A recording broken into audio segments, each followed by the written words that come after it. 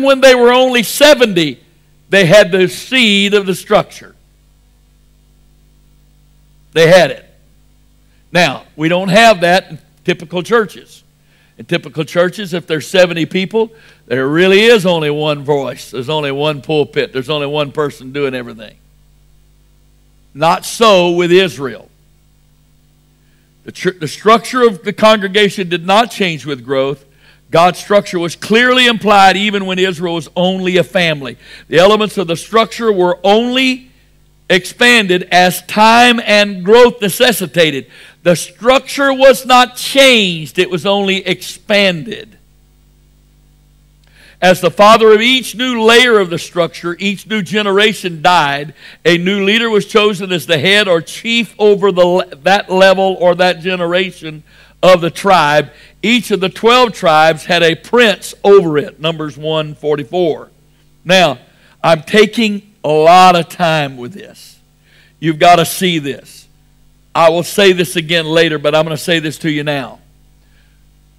2 chapters before God gave the law to Moses in Exodus 20, before the word was given, the structure for leading Israel was given in chapter 18.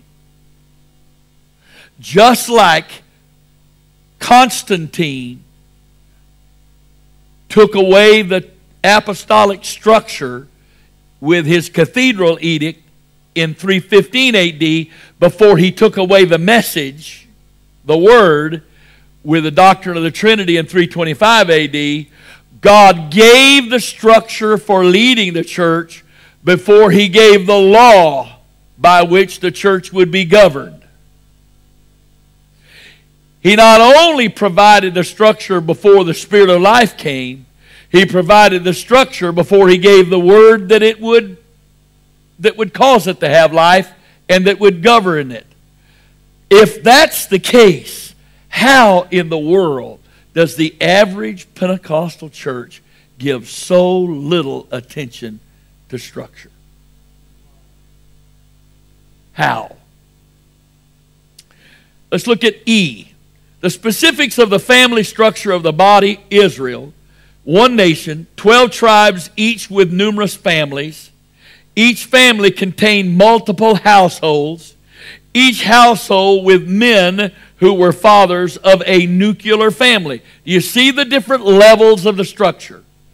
You got Israel led by Moses. Then you've got 12 tribes led by princes. Each tribe had numerous families. Each family had numerous households. Each household was led by a man over a nuclear family, mother, father, children at home. That structure is intended to be implemented in every true apostolic church. The size of that structure, the necessary size of that structure, is totally dependent upon the size of the group to be led. But the structure does not change, only the size of the structure. The principles for leading 70 people are exactly the same for leading 70,000, are exactly the same for leading 700,000, are exactly the same for leading 7 million. Principles don't change. Joshua 7:14, in the morning, therefore, ye shall be brought according to your tribes, and it shall be that the tribe which the Lord taketh shall become according to the families thereof, and the family which the Lord shall take shall come by households, and the household which the Lord shall take shall come man by man. And they did that until Achan was chosen. But do you see the structure? There it is, they're spelled out. The structure of Israel, because there was sin in the camp, they wanted to find out where that sin was. This is how God examined Israel. I'm going to read it to you one more time. The Lord told Moses to do this. In the morning, therefore, ye shall be brought, and Moses was telling Israel, ye shall be brought according to your tribes. So he brought all the princes of the 12 tribes, and they chose the one tribe. And then that tribe which the Lord taketh shall come according to the families. So all of the chief elders leading families of that tribe came before Israel until one specific family was taken.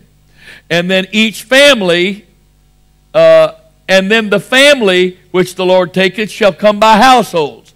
Notice we use the word family to speak of a father, a mother, and children.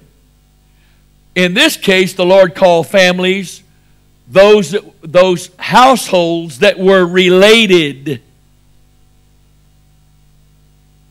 So what we would call a family today, the Bible called a household. A household was a father, a mother, and children at home. But what I'm trying to get you to see out of that is, see the authority structure. One body, the church, 12 tribes. Each tribe had different numbers of families. Each family had different numbers of households. So you had 4 basic levels of authority: the nation, the tribes, the families, and the households. Any one of these levels at any one of these places, again, if you want to see a flow chart, you got the nation, then you got 12 different tribes. Under each one of those tribes, you have numerous families. Under each family, you have numerous households. That can expand out just as far as it goes. As time passes, you can bump that thing down again by another level, another generation. The structure stays the same. Okay? There were, in fact, in one situation, in Numbers 36:1, there were 7 generations of Israel listed living at one time in the structure. Each layer or level of the structure or generation had a chief or head over that level. Numbers 36:1, and the chief fathers of the families of the children of Gilead, the son of Machir, the son of Manasseh, of the families of the sons of Joseph, came near, spake unto Moses, and before the princes, the chief fathers and the children of Israel. You can also see Numbers 25:14, 1 Chronicles 4, chapters 4 through 8. Now again, I'm trying simply to, this is overkill. I know I'm doing overkill. I'm just really slowed way down here, and I'm really working on this. Again, why am I doing all this? You've got to get the point that God, the Old Testament is our schoolmaster, and all of the principles of the New Testament were first instituted in the Old Testament in a limited way. But all of it's there. And the Old Testament is our schoolmaster to bring us to Christ. So therefore, the Old Testament, God gave the test structure for the New Testament church in the Old Testament. And the place that He gave it was the first church He had. That first church was Israel.